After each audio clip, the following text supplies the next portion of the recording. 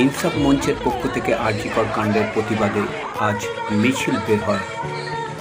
হুগলির কলবাদারপুর ব্লকের অন্তর্গত কুইনান হাটতলা থেকে এই মিছিল বেরিয়ে মাকালপুর মোড়ে এসে শেষ হয়।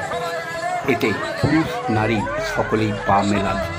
তাদের একটাই দাবি, জাস্টিস ফর আরজিকর। মুখ্যমন্ত্রী মমতা বন্দ্যোপাধ্যায়ের অবিলম্বে পদত্যাগ চাই, এই দাবি নিয়েই আজ মিছিল বের হয়।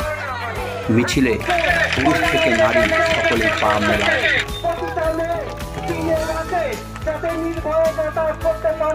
তার জন্য তাদেরকে অবিলম্বে আলোর ব্যবস্থা করতে হবে এবং আমাদের মুখ্য দাবি হচ্ছে অপরাধীদের আড়াল করা চলবে না, কোন অপরাধীকে আড়াল করা চলবে না।